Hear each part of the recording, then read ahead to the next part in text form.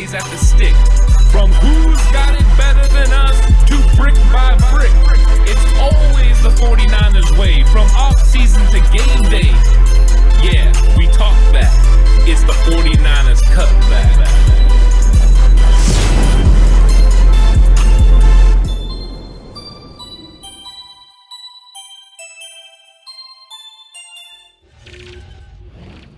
It's 49ers Cutback Podcast time. It is time for the game preview show. 49ers versus Green Bay Packers. It's the home opener. We're wearing the throwbacks. It's going to be exciting. I can't wait for it. Hit the graphics.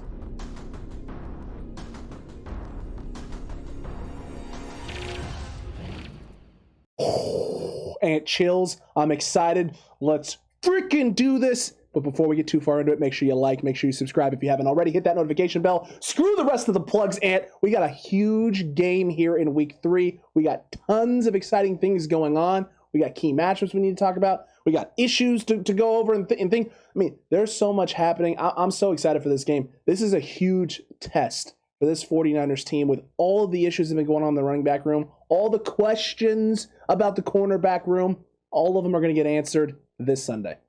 Yeah, most definitely. And there's a lot of things that, need to happen for the 49ers to win this football game, but they have the potential to win this football game and to be very successful. I think this is the first game where people will take notice and be like, oh, okay, the 49ers are for real. They beat a very formidable foe. So this is a good test, a good matchup. They had a very good test against the Eagles as far as defensive line matchups and how they were going to be able to operate. This is not the same team that they're going to be playing. So there are a bunch of different matchups that are going to happen different ways, and I'm excited to see how the 49ers handle it. So it's going to be exciting to watch, and I'm really excited to get into the X's and O's of this and how the 49ers plan to attack and how the Packers plan to kind of negate what the 49ers are trying to do. Yeah, that's going to be a big question all night long is what do the Packers want to do? How do they want to take those things away? What are they willing to go after? Because we saw with Philly in the All-22 film that they didn't want George Kittle doing anything, operating anywhere, over the middle, deep, nothing. And Brandon Ayuk, a lot of times when he was on the field in certain situations and certain coverages, they were bracketing as well and really singling up Debo. Is that a route that the Packers will take? We'll see. We'll see very early on how they want to attack. Are they going to go to the 5-2 and try and slow down the run game and set the edge that way? A lot of ways for them to go about doing it, and they did that a little bit against the Lions, so probably got a little bit of a sneak preview of what we could see from the Packers there. So we'll see. But Ant, let's get into these key matchups, and we'll start with yours first on the offense. Let's take a look and see what it is. Ooh, I like that. The makeshift magic, Ant. Let them know. That matchup right there. What do you like? How are the 49ers going to go about doing this makeshift magic against this Packers front? I think that the 49ers are going to have to find a combination of running backs that can execute the skills, and plays that they want. They've brought in guys with different skill sets, and they did that, pretty much the way they built their original roster as well. But now they've really went out and grabbed guys that kind of have different skill sets. Whether you have Jacquez Patrick, who's a big offensive bruising running back, that can really be very pivotal and run very good inside. Or if that is, some of the other guys that they have, I don't know if we're going to have Cannon that's going to be, Trenton Cannon, if he's going to be somebody that they're going to be able to count on. There's a lot of questions about this running back room, and a lot of it starts with Elijah Mitchell. Is Elijah Mitchell going to be healthy enough to play? Is that shoulder going to be up to snuff? If it is, then you can count on Elijah Mitchell to go out there and make the right reads and get some yards for you. If it's not, and he's not, then we're going to have a little bit of issues. And as far as Trey Sermon, we just don't know if he's going to be out of concussion protocol. And that brings up all other kinds of questions, because if those two guys aren't available, you're going to really have to put something together here. Kerryon Johnson's going to have to come up and make some plays. Trenton Cannon's probably going to have to help you on the edge. So I think they're trying to insulate themselves, to make sure they have the running backs, but they have to do it. The only good thing that's going for them, that the 49ers have going for them, is this Green Bay Packers defense is not great at stopping outside zone plays or stopping sweep plays with the guys they have on the edge. Yeah, Preston Smith is pretty good, but Rashawn Gary is not that great about setting the edge because of his speed factor. They can get outside of him and they can make plays outside of him. They also don't have very fast speed guys at the linebacker position. So there's opportunities for the 49ers to win in the run game. They just have to be able to get those backs to be able to do it. Can Kyle Shanahan work out the magic? Can this makeshift magic get it done? If he can, then this is going to be a long day for Green Bay, because if this running game is able to produce the yardage that we need to be successful, and he's able to figure out ways to put these guys in situations to be successful, then Green Bay is going to have an uphill climb, and the 49ers are going to have them sitting right where they want them. Yeah, and that's the big thing. Is the Niners' run game has been the thing that's led to the most success against the Green Bay Packers. It's the thing that you would think Green Bay is going to spend a lot of time on. However, with this makeshift, it brings up a lot of questions. Are they going to shift their focus to Debo? Are they going to shift their focus to Kittle? Are they going to shift their focus to blitzing and sending even more run scheme blitzes and blitzing on early downs to try and disrupt the run game and disrupt these young running backs who necessarily don't have a lot of experience in Kyle's system, making them second guess their running lanes, their attack lanes, where they're going, what they're seeing, and how they want to try and hit holes. All of those things are going to play into that matchup. So it's going to be important. It's going to be important for Kyle Shanahan to scheme things up for Trenton Cannon and get him on the outside. If you're able to have Trey Sermon, I think there's a little less concern about this running back room because Trey Sermon, a big body guy, you can run downhill. You can also try and get him on the outside as well. We've seen what he can do when he gets into open space on one of those tosses last week against the Eagles. Unfortunately, took that shot. But if he's healthy and he's able to be able to run, right, able to go, we don't have the same type of speed, but you have a running back with vision, and you have a running back who can create and do things in the open field to an extent. Big playability, probably gone with Trey Sermon, but consistent runner who can get 5-6 yards a carry, that is definitely something that can happen, and that's all that needs to happen. We don't need the Mostarati hole shots against the Green Bay Packers to torch them. Those things are just additional add-on bonuses. If Elijah Mitchell's healthy, those opportunities will come for him this week as well. Trenton Cannon adds that speed and that ability on the outside, not to the same level, to the same extent, but getting him in there in certain situations, maybe even utilizing him in more of a third down role at times where he's running out on routes and getting linebackers moving in space, and then occasionally throwing something in there where he comes in and is not just selling or play action faking or anything like that, or just running up the gut, but getting him out on the edge in space and letting him try and take that athleticism and the speed that he has and use it to his advantage. All those things are going to be important, and there's a lot of ways for Kyle Shanahan to dial it in, and we still don't know, right? If Sermon and Mitchell aren't good to go, you could have a situation here where Arion Johnson is coming up and getting run and getting some touches. Who knows? Chris Thompson could be coming up and getting some run and getting some touches. It's going to be, for sure, an interesting makeshift running back room. The running back shuffle is a real thing that's happening with this 49ers run game right now. Feel a lot more comfortable if it's Elijah Mitchell. You feel a whole heck of a lot more comfortable if Trey Sermon's able to go. But if not, Kyle Shanahan, your scheme, your ability to dial up the run and find any old guy off the street, plug them into your system and see if they can play, it's going to get tested this week. Yeah, and you're going to want to go horizontal offense. And by going horizontal offense with the run game, you're going to stretch them, and that'll leave you avenues to go vertical. And part of the way you're going to do that is to get Deebo Samuel and Brandon Ayuk involved in the run game.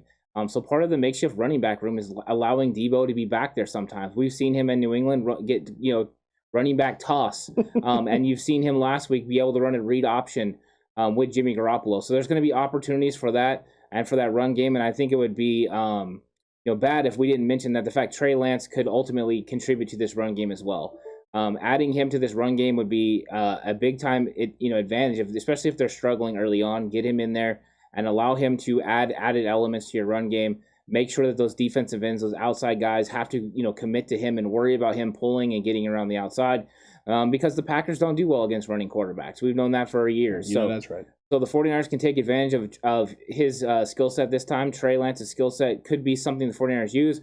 Quarterback power is going to be happening. I'm going out and I'm preaching it. I'm saying it's going to happen. I'm looking forward to it. But I'm curious how this running back room is constituted, and then ultimately how Kyle Shanahan uses the wide receivers and Trey Lance to make sure that he can manufacture running yards and be able to still do the things he wants to do against the Green Bay defense. Absolutely. Ant hasn't quadrupled down this hard since Jalen Hurd.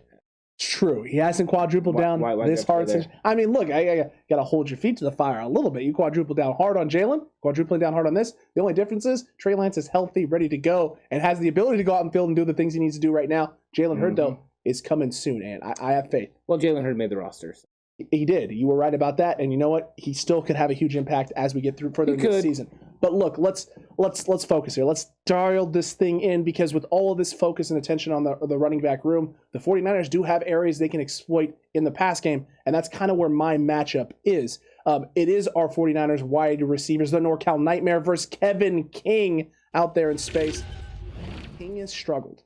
Now, there has been some shift. Stokes has been slowly playing more and more on the outside, which means King should be, or could be, shifting in on the interior and playing a little bit more in the slot. They may continue doing some of the things that they did with Kevin King already, which is operate him out in space on base downs and then on passing downs, because Stokes isn't the more physical cornerback who likes to come up in space and tackle. Shift him out there in space for coverage purposes, move King on the inside, on the interior, which means slot receivers versus Kevin King is going to be important. We have an episode coming up with Menting where we talk about this a little bit in the Know Your Opponent on Friday. Don't miss that. But he goes into this even a little bit further while talking about it. But Kevin King has some struggles. He has areas where he doesn't play up to snuff and doesn't do the things he needs to do. If Quintez Cephas can eat on this guy, Kevin King, then I have no doubts that Deebo Samuel, Brandon Ayuk, Trent Sherfield, whoever it is that you put in the slot, could be Mohamed Sanu at times, can have success against this guy as well, especially Brandon Ayuk and Deebo Samuel. The question will be, how do the rest of the cornerback room and the safeties, how are they playing the 49ers? Are they bracketing Deebo? Are they bracketing George Kittle? Are they bracketing Ayuk? Are they singling up? Are they just going zone? They're just going to drop back in space and keep everything underneath and try and take away and muck up the middle of the field? All those things are a possibility, Ant. But this is the area that Kyle Shanahan can do his most damage. And the horizontal run game that you talked about, using Deebo, that will help out. Putting these guys in motion, especially if they're in the slot and King's on them. Is this guy matched up in man? Is he sitting in zone? Is going to expose a lot of things and not necessarily create avenues of attack, but give Kyle an idea of what they're doing on certain down and distances and how he can go about trying to go after this guy and exploit this matchup. Yeah, it's an interesting matchup because he's tall. He's got a lot of length. But the 49ers have a lot more skill than he does. And he played 22 snaps in the slot, last week. And they had mixed results because him and Stokes had some communication issues and they had some bad coverages. So that's what happens when you have those issues. You have guys that aren't used to playing with each other. There's no communication. 49ers can take advantage of that. We've seen the 49ers scheme things up in the past, and they'll be able to do that. They'll be able to take advantage of these quick screens, get the ball out into Brandon Ayuk and Deebo Samuel's hands where they can make plays. So you're right. This is a huge matchup in this game because if they're able to go at King and take advantage of him, there's opportunities for big-time plays. We saw what they did in Philly to Maddox. They were able to take advantage of him. There is a mismatch for the 49ers almost against every slot that they go against. Not too many slots are going to be able to handle these guys in space. So the 49ers just need to really just attack, use the game plan that they want to use, execute, and if the play action pass is there, they're going to have shots down the field. So get the run game going, take shots down the field, and this could be one of the guys that take advantage of because he's going to be in some precarious situations with some very skilled wide receivers. That is correct, and that is accurate indeed. I'm looking forward to seeing how they can go about attacking it, where they want to attack it, and in what ways. Because there's always a possibility that it's Trey Lance that is in there, and it's RPOs that are the way that they're able to attack and try and get these guys to bite in space and then create avenues, throwing windows, and things of that nature. I'm really interested. I really feel this is a week where Trey Lance's utilization can really bode well for the 49ers and mask some of the issues with the run game. Because, yes, you may not be able to get the interior run game going as well as you'd like, but those read options can force the Packers into 11-on-11 situations, which may open up some outside running lanes for Trey Lance, keep guys home, and then again, when you go those play actions and those horizontal sweeps and pitch passes, pitch toss actions to Deebo or Ayuk in space, getting linebackers to freeze, hold guys in place, create those avenues to throw underneath or over the middle of the field, but also freeze those safeties, maybe have them come up in the box, step up and help the run, and then take some shots over the top. Yeah, and they're going to have to manufacture pressure. The Green Bay defense is not good enough to get after you without Zadarius Smith. So they're going to have to manufacture pressure, which means bringing a safety, bringing a linebacker, bringing somebody extra. Rashawn Gary from outside linebacker hasn't proven that he can be a consistent pass rusher in this league. Preston Smith hasn't been doing a great job. He's pretty much fell off. So there are going to be opportunities for those guys, but are they going to be able to make plays? So I am curious about that. Also, that Mike McGlinchey matchup with Rashawn Gary. If he can handle Gary, it could be a long day for Green Bay's defense because there's going to be opportunities for the 49ers to go down the field with the football. And if they do decide just to sit back deep and then muck up the middle and make Jimmy Garoppolo attack them underneath, then let him do it. Jimmy Garoppolo will dink and dunk these guys to death because really what it comes down to is that's an extension of the run game. And if you want to allow the 49ers to methodically move down the field with 12, 13 play drives, Kyle Shanahan will do it every single day of the week, twice on Sunday. And you'll get to, just get absolutely worked, and the 49ers defense will be staying off the field. And then eventually when they're out there, they're going to be fresh to go against Aaron Rodgers and the offensive line. So I think that this is an opportunity for the 49ers to be successful. I think Green Bay is going to have to take chances with their defense to manufacture pressure. And if they don't, the 49ers are going to pick them apart. So Green Bay's got a lot of decisions to make. And their defensive coordinator, Barry, hasn't, done anything to make you think that he's a guy that you can count on. His schemes have been off. Detroit picked him apart early in that first half. So I think the 49ers are sitting in a good spot. And we'll see how successful they can be. But if they can get this run game going and then take advantage of King in the slot, I think they could be very successful all day. Garoppolo has been clean for the first 2 weeks. There has not been a lot of hits on Jimmy. There haven't been a lot of times where he's taken shots, and there's not a lot of hurries.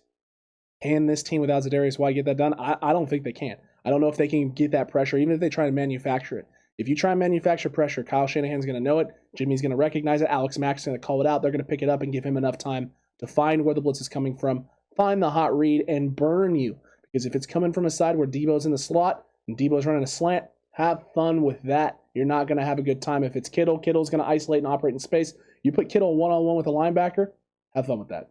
Have a good time. Yeah, I won't be shocked if early on Green Bay tries to run two deep safeties and just make the 49ers prove that they can run the football against their front seven. Make the 49ers prove that they can consistently get it done. And if they can't, then you just sit back in that zone the entire time and you make them, make complete passes underneath and rally to the sticks and just get tackles. And if they can't, you're going to see one of those safeties like, Amos coming into the box. And if he comes into the box, then you have opportunities down the field. So the 49ers definitely have to get that run game going. But if they do, it's going to give them plenty of opportunities. And Green Bay is probably going to try to play conservative. But conservative can only last so long, because if you're able to execute against conservative, then you have to get aggressive. And if you don't, then you just get picked apart the entire game. Very accurate, and that's the truth. And look, from the offensive side of the ball to the defensive side of the ball, we each got some key matchups, and I'll start with mine. It is Aaron Jones versus Fred Warner. This is an extremely important one. I feel this game is going to be close for a variety of reasons. Number one being there's questions with the running back room and the run game itself. If the run game isn't able to get going early, we saw what happened in Philadelphia. Run game doesn't get going. Niners offense could get out to a little bit of a slow start, and that means maybe playing from behind, or at the very least not putting up as many points as you'd like. So if that is the case, the Niners may end up in a situation where Green Bay is able to get some stuff going. The defense is on the field longer than you would like them to be, which means it becomes very, very, very, very, very important that the Packers' run game doesn't get going, and Aaron Jones isn't off to a hot start, which means those times and situations where D'Amico Ryan's calling those run blitzes and freeing up guys like Fred Warner in space so he's one-on-one in the hole with Aaron Jones, he's got to win those matchups. And it's not going to be an easy one. Aaron Jones is a very talented running back. He's a shifty running back. He's a powerful running back. But Fred Warner is elite. He's one of the best in the game. He's going to have his hands full this week. And it's going to be on him and Al-Shaair and Marcel Harris if he's in the box there, or if it's Demetrius Flanagan-Foles. Whoever it ends up being, whatever guys they bring into the box, it's going to be on this linebacking core to make sure that they slow down this Packers run game, make Aaron Rodgers play from second and long, third and long, let the D-line pin their ears back and get after him. If they can do that, if Warner wins this matchup, life gets a lot easier for the 49ers on defense. Yeah, this is a different animal than they saw against Jalen Hurts as well. Jalen Hurts could have beat you with his legs. Aaron Rodgers is only using his legs to extend plays. So you have to keep, this run game under control, because if you do, then you keep Aaron Rodgers in the pocket. If the run game is getting going, then Aaron Rodgers is going to be able to extend the pocket with play action passes, roll out, and make big time plays down the field. Where he makes ridiculous throws, and he has the receivers to be able to make plays down the field. But if Fred Warner can stop this Aaron Jones, and he can stop him early on, then they will have an opportunity to completely clamp down this Green Bay defense, or offense. I'm sorry, with this defense. So I think that Fred Warner against Aaron Jones is a nice matchup. I think that Fred Warner can handle this matchup because he can match up with this guy wherever, whether it's hitting him in the hole or going ahead and stopping him through the pass game. He can do it all. So yeah, it's a nice matchup to watch, and I think overall it is something the 49ers need to win, because if they do, then they'll be able to keep Aaron Rodgers off balance, keep this Green Bay defense or offense off balance, and that way they can be successful. No, you're not wrong. You're not wrong there. That's exactly how I'm feeling. That's exactly the way I'm thinking. But Ant, what do you have on the defensive side of the football? Yeah, I went the 49ers D-line versus the Packers O-line. That is what I was looking for. The Packers O-line is a little bit of an enigma, because they have so many young players, so many guys that are different. They have no Bakhtiari, and they might not have any Jenkins as well, who's been playing left tackle for them right now. He's dealing with a little bit of an ankle injury. They're holding him out of practice. He's going to be a game-time decision. And that's not good. Whether he's healthy or not, that is a problem. You got the rookie center, Josh Myers, that's going to be playing, which we liked him coming out of Ohio State. He's a good player. But now you're going to be going against Kinlaw. You're going to be going against DJ Jones and those guys. And those guys were proving to be very hard for the Eagles to handle. And the Eagles' offensive line is tremendously better than Green Bay's offensive line. So I think this is a key matchup because there are questions with the 49ers defense in the secondary with Josh Norman and with Deommodore Lenoir. Not so much that they can do it, but can they consistently do it? And when you have a defensive line like the 49ers, if they can get after Aaron Rodgers early and often, if they can stop this run of Aaron Jones, then they can put all the pressure on Aaron Rodgers to make plays and to make plays really quick. And we've seen in the past that when Aaron Rodgers is forced to make plays really quick, he will sometimes throw the ball down the field and put his, give his wide receivers a chance, and sometimes those turn into turnovers. And when you create turnovers against Green Bay, you have an opportunity to win the football game. So I think this 49ers D-line is going to set the tone. It's going to mask any sort of problems we have in the secondary, but they have to get it done. If they have situations like in Philly where they weren't able to get pressure, Aaron Rodgers is going to pick us apart. You can't give this guy time. You can't let that happen. 49ers have to take advantage, especially in the interior defensive line where they have an advantage. And if Jenkins isn't there, they have a huge advantage with Nick Bosa on the edge. 49ers need to do it, and they need to do it in a big way. Look, there's other things too with this, and this is why my matchup I feel is so important. Is it builds off yours. The front four, if they play better than last week, and you would think all signs would point to that being the case, just based off the O line that you're facing this week is drastically different. Also, you don't have to account for the running quarterback, right, in Jalen Hurts, which means you don't have to sit on certain things. These guys are able to just go after running back or go after quarterback. They're not trying to read and pick which guy they're supposed to be targeting or who they're supposed to be, or containing the outside as much or as often. So this frees up Warner even more if that's the case, because if the front four is able to dominate and even cause havoc, then that means they're going to try and do things and get Aaron Jones out in space, which means Fred Warner now has that matchup in which, sideline to sideline coverage, he can get there, he can cover those things, and as long as he's bringing him down and not giving him too much, the run game for the Packers becomes extremely, extremely non-existent, and it becomes almost hard to manufacture something because there's not a whole lot you can do to get your O-line to elevate to play better against this stout front four if they're not up to task, if they're not ready for what they can bring, and they're not ready for the rotation, which I don't believe they are. I don't think they're actually ready for this rotation and what this rotation could get done. And it's also going to be interesting to see, too, they brought Eddie Arbor onto the practice squad. Is this a guy that they're comfortable with bringing on and activating come game day to add to that rotation and even bolster that depth a little bit more coming into this week? Could be. I mean, I know Zach Kerr's going to be activated. Zach Kerr's going to be playing at a high level. I think the 49ers have all the talent they need on the defensive line. This defensive line that can rotate through. It's like line change, and they go out there. They started playing some games with Arden Key moving inside. So there are opportunities for all these guys to play all different positions so they can get some key matchups. Eric Armstead on the inside this week is going to be a tremendous problem. Kinlaw is going to be a problem. And if you start stopping Jones in this running game early in the game, first and second down, if they're not getting yardage, they're getting no gains or 1 or 2 yards, it's going to put Aaron Rodgers in precarious situations. You go ahead and you take away Devontae Adams and you make some of these other guys beat you. And I'm not really worried about someone like a Randall Cobb because he's going to be going against K'Wan Williams in the slot. 49ers match up very well with Green Bay. This has always been the case. Last year was a little bit of an outlier. Thursday Night Football, no one's cleared. Everyone's on the list. And it just didn't work out. But I think that the 49ers, as long as they can go out there and execute their game plan and what they want to do, they're not going to have to manufacture pressure. I do think they're going to bring it, though. I think you're going to see Fred Warner and Azeez Al-Shaair blitzing a lot. And I think you'll see K'Wan Williams as well because that has proven to be a real problem for Aaron Rodgers to handle.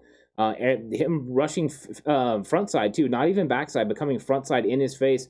Aaron Rodgers has struggled with it. Look for the 49ers to get after him early and often. I expect it. I'm expecting a lot more Al-Shaair this week blitzing than maybe in the past. Really trying to make sure that you get your best cover guy, your best player in space on one of their best players, right? Match up mono, e-mono the best you can, and bracket Devontae Adams and say, hey, Robert Tonyan, have fun.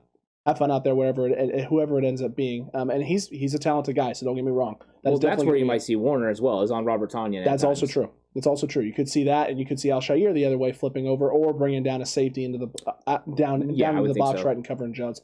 Those are all possibilities. Definitely going to be interesting, though.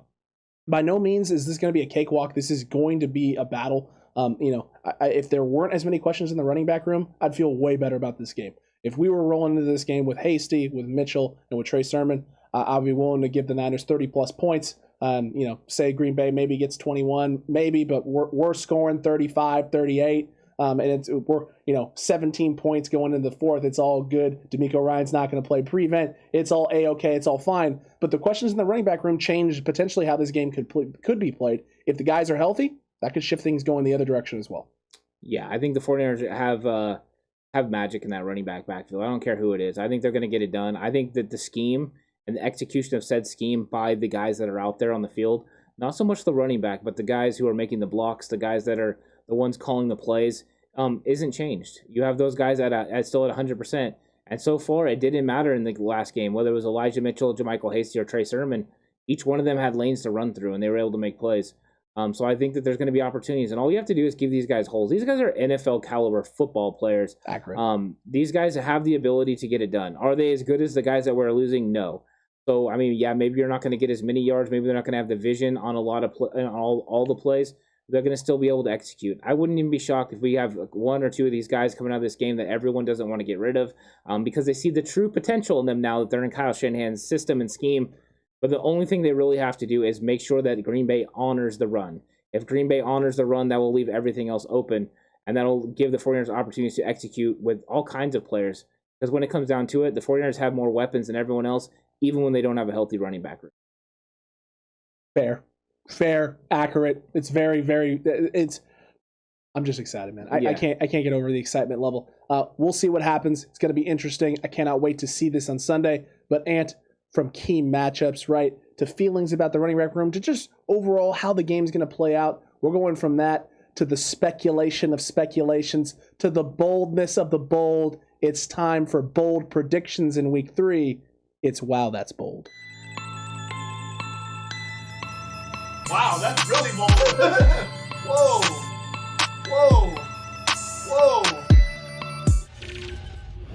Whoa, it's super bold. It's Wow, That's Bold. It's time for bold takes, bold predictions, Ant, for the 49ers in Week 3 against the Cheeseheads. Ant, offensively, what is your Wow, That's Bold prediction? I'm going really bold this week. Oh gosh. I have a feeling about something, and I'm going with it. Oh my. I've got Deebo Samuel being an absolute fantasy gem for anyone, because I have Deebo not only receiving the ball for over 100 yards, but running the ball for over 100 yards and changing the game in this week and just making a big time impact. Well, 200 yards of total offense for Deebo Samuel? Yep. Got any tutties with that? Of course. Oh my lord. I wasn't going to get super specific. So. Oh, okay, so you're not going to get bold specific, just bold. That was pretty bold, Ant. That's pretty bold, but you know what? I may have you. You're going bolder. I may go bolder, Ant. Running game, there's some questions. It's going to do enough, right? They're going to generate enough action to do some just got 100 yards. He did. He got 100 yards rushing. Right? He's going to have 100 yards receiving. But Deebo may have 100 yards receiving. But there's this thing here in San Francisco that we like to call a Shannon plan. Now, there's two quarterbacks. But you know what two quarterbacks means, right? It means double the trouble. It means double the trouble for Green Bay. It means more times and more situations in which is Trey Lance running? Is he throwing? What is he doing? Jimmy's back there handing the ball off, and he's pulling for play action. What are we going to do? You're not going to know what to do, Green Bay. And you know what that means? 450 plus yards in the air for the two quarterbacks in San Francisco. And calling it right now, both of them. I don't know if it'll be 250, like 200, 225, 220, but it's going to be 450 yards between the two of them. The Jimmy Trey connection is going to be a real thing. The Shannon plan gets unleashed a little bit in week 3, but it's through the air more so than with the feet and the dynamics there. Calling it right now. Wow, the mega powers that is Trey Lance and Trey Lance coming together to make it happen. Interesting. Okay, yeah, I like that. If they come up with 450 yards, this is a slam dunk victory for the 49ers. It's very true. I'm hoping that's the case, and that's why I went with the boldness there. Defensively, though, on the other side of the ball, my bold prediction involves two gentlemen. Two gentlemen making up 4 of the 49ers' 6 sacks that they're going to put up in this game. Eric Armstead with 2 big ones of his own, both from the interior. One of them ends up being a forced fumble that's recovered by D Ford for a touchdown. That's right. I went bold specific, Ant. I did it for one of them. And Nick Bosa with 2 big sacks off the edge, including the game-sealing sack on the 4th down, in which the Green Bay's trying to get his 4th and 15. They got to extend this drive here to put points on the board. I don't think so. Bosa comes around. I don't know what happened, Aaron, but there's no left tackle here to block me, and now you're on the ground, and it's game over, San Francisco. Okay, I like that a lot. I would love to see 6 sacks. I would love to see Armstead tearing it up inside, and I think Armstead has the potential to do that. So I think that is a good possibility. For me, on defense, I went with 2 individuals as well. I think 2 individuals are going to take advantage of the pressure that you're talking about, and they're going to make plays on the back end, whether that is bracketing Devontae Adams or just helping Deommodore Lenoir when asked. But I think that Jimmy Ward and Jaquiski Tartt are each going to have an interception in this game, and they're going to be a big reason why the 49ers win. That's bold, Ant. That's bold. Rodgers has only thrown a few picks all season. He threw nothing last week against the Lions. I think he had 1, maybe 2 in week 1 against the Saints, which was just a cluster of a game for the Green Bay Packers. I'll take it. I'll take those 2 picks. I'll take 1 for each of them. I like that. A little bit of the bold specificness from you as well. And also the triple double down from each of us. That's 3 That's bold predictions with 2 people involved. Look at us. Look at us evolving here on the channel. Yeah, well, we're going bold, and I think we're just, looking at, of course, these things are over the top or they wouldn't be, wow, that's bold. But no, you got to make, it would just be predictions. They wouldn't be bold predictions. Yeah. But we're going bold with it, and we're just looking at how the way they're handling defense and offense for the 49ers and seeing potential. If they come true, our 49ers are winning. By a 100%. Lot. By a lot. Yeah. Our score predictions coming up in Lock It Up are going to be completely inaccurate if this ends up happening. If these and I'm okay with case. that. I'm 100%. I would rather my wow that's bold come true and the Niners win by 40 than the wow that's bold not come true, like not even close, and the Niners lose or win a tight game. Listen, it's always nice when the Niners win, right? It's even better when the Niners blow a team out and there's really nothing to worry about heading into halftime. I 100% agree. Yeah, let's go ahead and start eating chips. Let's relax. Let's enjoy. Let's put our feet up. Daiquiris! Yeah, let's enjoy the win and know the 49ers have got it done on Sunday Night Football. Everyone can go to work the next day feeling good like they should. Always walking around that neighborhood. You're not wrong there, my guy. But from bold predictions to picking NFC West games, the Azorean One is here to stay, folks. He's here to stay, Cutback Crew. He's got his picks and his predictions for the NFC West here in Week 3, and then us. Not too long after that, but it's time for Lock It Up.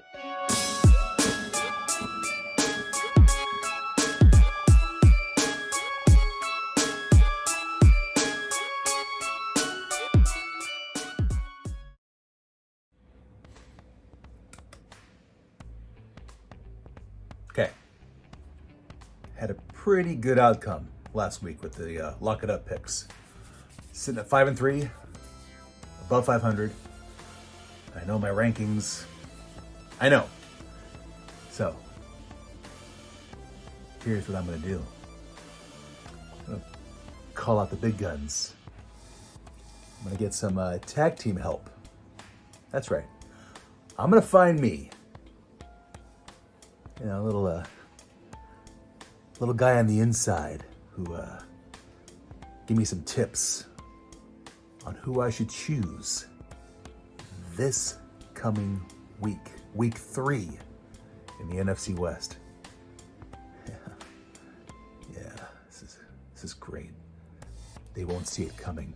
They have no idea what is in store. Oh yeah. Tell everyone your name. Thomas. He was the closest one I could find in such short notice. Come here, come on. All right, so our picks for the Week 3 in the NFC West. It's a very strategic method. Okay, so that one or that one? That one, okay. Cardinals over the Jaguars. Okay, that one or that one? Okay. Buccaneers over the Rams. Either that one or that one? Seahawks over the Vikings. And then this one here. Dang right. Better have chosen that one. Niners over the Packers.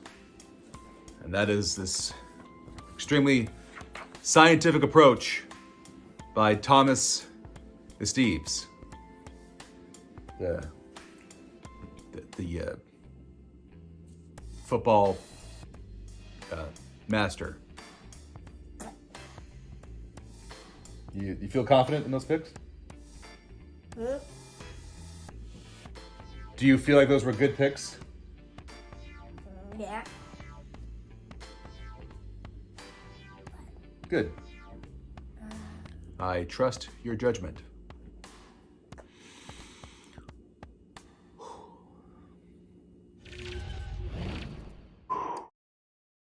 It's time, man. It's time for lock it up, baby. You got to lock it up. Steve's locking it up and making a big comeback. He has a nice week. Pretty much everyone has a nice week. Everyone goes 3-1 with the exception of one gentleman. And I just want to point out, Ant, you said I was going to be just flat out wrong about Tennessee. Mm-hmm. I was right for the first time in a long time that I can remember. Mm-hmm. It's not I win in regards to you. It's I win. I go 4-0. I'm back in the driver's seat, baby. Are you? I feel unfazed. You should feel unfazed. You had a good week. I'm defending champion, and you went 4-0 last year. I did. And very early in the season, actually, too. Actually, almost identical to what's going on right now. Yeah. You know what? I'm a little concerned now. I wouldn't be concerned because it's a long season. Sure. And there's a lot of games that are going to go different ways. Sure. But I definitely wouldn't count my chickens yet. Don't want to count the chickens before you hatch. Horse, a little bit under the weather. Not going to be with us for this lock it up today. Not great. We always love having the horse on, but he did give us the picks, so we know what he has. We obviously know what the cutback crew's gone with, and you just saw what Steve's did. That wily gentleman over there, distinguished gentleman. But let's start with the big one. This is a big matchup. It's this Rams game this week. Rams Bucks prime time. Big test for the Rams. Big test for the Bucks. Bucks really haven't played anyone of note. I mean, Cowboys had a nice win last week. They're 1-1. But the Cowboys defense still leaves a lot to be desired. And who did you go with in this matchup between two titans on offense? You have a problem with you saying this is the big one because the big one is the Sunday night football game. I agree, but this is the big one that isn't San Francisco. Thank you for clarifying. Now that you said that, I 100% agree, and we can move on with our picks. This one is a big matchup, though, because you got two very good teams, and Matthew Stafford is really rolling with that Rams offense. They went ahead and got a nice big win last week. So the Rams are looking confident. I think a lot of people are thinking that this Rams team is on its way to being the winners in the NFC West. I don't know if I share their excitement and exuberance for it, but I think the Rams are a very good football team. They're going to be a tough out, whether that is in the regular season or in the playoffs. So I do think this is going to come down to the end, but I have the Rams winning this football game 27-24 and a very good battle. But I think Matthew Stafford just makes one little play, and Tom isn't quite able to get it done this time. 24-21 Rams is what I have. I've been going back and forth on this. You and I know. You talked with me a little bit beforehand. This was tough for me. I want to go Tampa just out of sheer not wanting the Rams to win and wanting them to drop a game in the NFC West. But I don't trust that D. They have struggled a little bit in terms of getting things going. This is a formidable defense that they're playing with the Rams. You have Jalen Ramsey, who's going to lock up one of the wideouts on the outside. You have Aaron Donald, who's going to disrupt and cause issues there in the front. The big question is just, can the Rams O-line hold up? Can it hold up against this vaunted Tampa Bay pass rush in this front? I think they can do enough. I think the big thing here is that you can move the pocket with Stafford and do certain things that you just couldn't do before. And my question with Tampa is still that secondary. It's still their safeties. It's still their corners. I think the Rams are going to be able to do just enough to eke this one out. It hurts me to say it, but I have Tampa winning this one. The Rams winning this one. The Cutback crew has Tampa winning this one. Horst has Tampa winning this one. And Steve's, obviously, has Tampa winning this one. So opportunities for you and I to stretch a little bit, stretch the lead, and stay in front there up at the Cutback crew doing that. I feel good about Antonio Brown possibly not playing as well. That too. With the testing protocols. Mm-hmm. It's going to be interesting. Yeah. It's going to be interesting to see what happens. I actually hope he does play, but I would like to, if the Rams beat them, I want them to beat them at full strength, not because of a circumstance or a situation, but it does bode well in the Rams' favor. You're not wrong there. Up next on the docket, probably the cupcake of cupcakes in this week in the NFC West. You have the Cardinals going up against Jacksonville and the Jaguars. Is there a possibility, Ant, that you have this thing going to Jacksonville and that this is actually, right, this is a trap game. It's a trap game for the Cardinals early in the season. It is a trap game. If you're not paying attention, you're not doing what you're supposed to do. You can get caught. Any NFL team can beat any NFL team if things go the right way. First round pick versus first round pick quarterback. First overall pick. No, Kyler Murray's winning this football game. The Arizona Cardinals. Wow, I got 49ers on the brain. That's true. But the Arizona Cardinals are going to be able to execute their offense at a high level. Jacksonville is just not got the defense to be able to handle it. And I think also, yes, I like Visca Chenault, and I think that Jacksonville has some key players there. I like some of the draft picks they made, but they're too young. They're not ready yet. And Arizona wins this game 38-13. Ooh, man, a shellacking, Ant. Yeah. Look, I got a lot of questions about the defense there for Jacksonville. I got a lot of concerns with the things that they're doing. Urban Meyer has not quite yet still figured out NFL offense and what it's supposed to look like and how it's supposed to feel and the flow, and it's going to take some time. Unfortunately for him, he's got a high-powered offense that he's playing with a lot of weapons and a lot of things they just don't have. They do have a couple of guys who can get after it with the pass rush, so that could cause some problems for Kyler, but Kyler usually thrives when he's on the move and when he's outside of the pocket. So yeah, I don't think this is going to go very well for Jacksonville. I have them putting up 10. I have them giving up 32, 32-10. Cardinals, they're getting off to a hot start. They're looking like they're going to be one of the best teams in the NFC West. Cutback crew agrees, 70% of them. Horst agreed, and obviously the Azorean One agrees. A clean sweep here for the Cardinals. Went from no respect from me to tons of respect from me over here. Arizona, you have my attention. Yeah, I think Arizona has played well enough to at least for sure get some respect. I think there were a lot of teams that or a lot of people that are picking them to go 8-9 and that sort of thing. It doesn't look like that is the way it's going to go, but Arizona also fell off last year. So let's see what happens. It's a war of attrition, and let's see how they are able to hold on and what happens, because this season is up and down. You never know how it's going to turn out. No, you never do. And look, like there's been teams that have started off hot and then completely fallen off the face of the earth. So they could do that. As of right now, it's not looking that way. No, it's not. Good on you, Arizona. Good on you, Cardinals. Up next, Seattle in a very testy matchup with the Minnesota Vikings. The Vikings the Vikings have an argument for being 2-0 right now. They really, truly do. They drop an overtime heartbreaker, and then the kicker fails them yet again in week 2 in a game that they had. It was theirs. It was in their grasp, in the palm of their hands. The Cardinals just squeak one by on them. And is Seattle going to fall victim to the Minnesota Vikings' revenge here in week 3? No, it's a different matchup. This is a completely different matchup from Tennessee. I like Dalvin Cook, and he's going to be able to move the football, and he's going to be able to get the outside zone going. But I don't expect Cousins to make too many plays down the field eventually. I think at some point, the defensive ends, that is Jamal Adams, will be able to get there and create some sack opportunities. So as long as he can get there, I think that they'll end up winning. Now, I do have this being a high-scoring game. I think this game is going to come down to the wire, and I think Russ cooks at the end. And Seattle wins with a last-second field goal, 33-31. That's very, very interesting, Ant. I went back and forth on this one a lot, too. Seattle doesn't have my attention. The opposite of the Cardinals.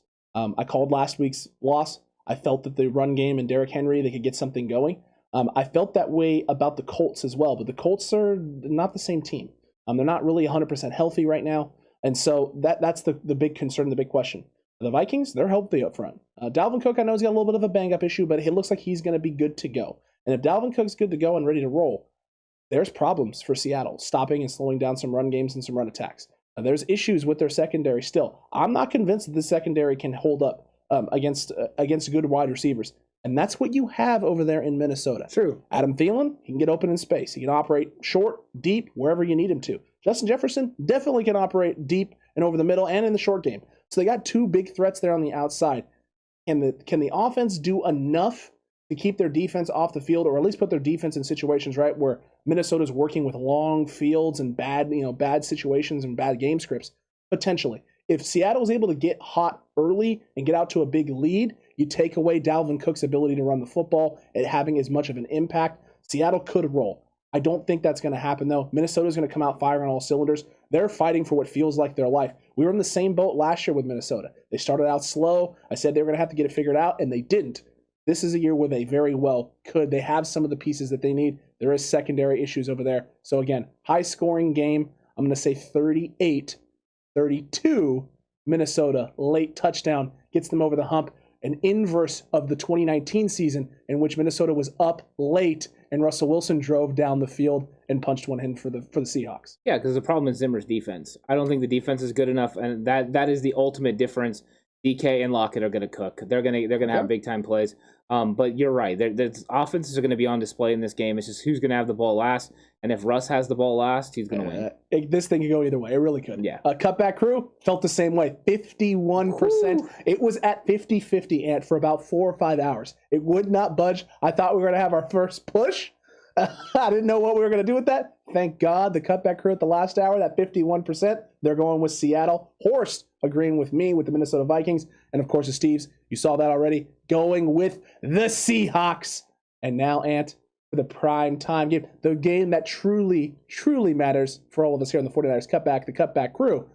49ers versus Packers, prime time, Sunday night, 5:20, with the throwback Reds in effect. And I'm excited for that. These things are going to be clean. This team is going to be looking fresh. But are they going to play fresh? Yeah, they are. I think that the crowd is going to be hyped. The team is going to be hyped. And there's going to be a lot of energy going into this. You have a left tackle, Jenkins, for Green Bay that's dealing with an ankle. Whether he plays or not, he's dealing with an ankle, and he's got to go against Nick Bosa and Dee Ford and the edge rushers that the 49ers use. The Packers will have to establish a run game against a defense that doesn't allow too much run lanes and capabilities. So I think that this game is going to be a little bit tighter than we would thought in previous years, just because of some of the injuries on the back end for the 49ers in the secondary. I think those will leave some opportunities for Aaron Rodgers to be successful. But this D-line is still going to come through at the end. And I think Jimmy Garoppolo is going to make enough plays. 49ers win the game 27-23. I like that score. I like that prediction. Cutback crew agrees with you at 95%. Horst agrees with you there, going Niners. Steve's agreed with you, and I obviously agree with you. The only difference is, for me, Ant, I have this thing even tighter. I'm not convinced yet that our secondary can hold up with what they have there. Don't get me wrong. The front's going to get home. But just Devontae Adams, I feel they're going to get some just nonsensical nonsense. We saw some of the stuff, the calls that got made already last week with Norman and the handsy stuff. If that continues, that could extend drives for the Packers, put them in situations in game scripts where they could be positive and net positive. I'm going to go a little bit closer. I'm going to go with a 28-24 final. So actually not closer. It's the same number. It's four. It's 4 points. I forgot about that. So 28-24 San Francisco. Green Bay is going to kick a field goal late in the fourth. That's going to get them up into that 24-21 up on the Niners. Jimmy's going to take them down the field. And Trey Lance, nice little RPO action in the red zone. I don't know who the running back's going to be. I would like to predict the running back, Ant, but we don't know with the running back room shuffle the way it is. So RPO, he's going to find George Kittle on a little crossing route over the middle for that nail in the coffin score to put the Niners up. 49ers fans rejoice. George Kittle gets a nice spike, celebratory dance, and we're on our way 3-0 with an NFC West opponent just around the corner. I like it. I like overall the 49ers need to win this football game, and it will be a big win if they get it. Getting ready to head into 2 NFC West foes and matchups that are going to be big before the bye week. So 49ers need to do it, see if they can get it done. A big win on Sunday night. The one thing we know is George Kittle has big games on Sunday night, so and the 49ers play well. So this is going to be exciting. It's going to be fun, and I know the faithful is going to come out in a big way and be louder than ever. Gonna need it. Gonna count on it. Cannot wait for this Sunday night matchup. You heard it from everybody. You saw the picks. You saw what Esteves went with. You saw what the two of us are going with here. I do like the fact, Ant, that I'm sitting back atop in the head spot with the you and the Horst, right? I'm back up there with you guys at the table, right? I'm with you guys. It's the three amigos, back and better than ever. Having fun up there with Lock It Up at the top. Cutback crew doing pretty well. They're doing admirable right now. And Esteves, I like it. Everyone's picks right now are going definitely better than last year. Yeah, 100%. Last year's picks were a complete travesty. It was a mess because you didn't know who was going to be playing from week to week. And then we just kind of went 49ers all year. Even though we knew that it was going to be bad. It's going to be tough. The victory ends up me being not going 49ers and being successful. So. You proud of yourself? Yeah, I am. Yeah, you did pick up a good lock it up. And you know what? There were weeks that I picked against the 49ers and they ended up winning last year. So, I mean, there's always that. There's always that. It was really hard last season, too, with the COVID stuff. It was just really hard to know who's doing what, how are these things going to play out, how are the players going to react to no fans. The 49ers not even being at home for a chunk of the season. It was just a rough 2020. I'm just glad it's 2021. And yeah, things aren't necessarily perfect, peachy keen with the running back room and the cornerback room, but this O-line's healthy. Jimmy's healthy. Linebacking core's healthy. D-line is healthy and stacked. And feeling really good about the 49ers. Yeah, I'm feeling good too because I know that there's going to be close to 70,000 fans that are going to be in that stadium going crazy, getting loud for the 49ers. The 49ers are going to be rocking the throwback uniforms from 1994 to the Reds. There's going to be an excitement. The attention is going to be palpable. I am excited for this. I can't wait for the 49ers versus Green Bay Packers because I have a feeling that the 49ers are going to get it done. When we did our schedule predictions, I had the 49ers going 3-0. I know you did too. So we think that this is a winnable football game. Even with all the injuries, there is still a chance for the 49ers to win because they have built a roster that is set to handle business and set to be able to beat teams like Green Bay that has weaknesses and holes because they don't have that much strength on the defensive side of the ball, so the 49ers can get it done. They absolutely can. The offense doesn't necessarily have to carry, but we know the defense can get it done as well, but they are going to get tested this week. Oh, yeah. We'll see what happens. Cutback crew, we hope you enjoyed the preview show. Let us know in the comment section down below. Leave your bold predictions. Leave your game score predictions. Leave your key matchups down there. We'll chat it up. We'll talk about it, and we'll see you in just a little bit for our live stream. 4:30 p.m. Pacific time. You don't want to miss that. 4:30 to 5:30. We'll have a fun conversation, answer some questions, just hang out with you guys, see how you're feeling about this game. It's going to be a lot of fun, and we'll see you all there. And I think is it time to chalk one up? It is. It's time to chalk another one up.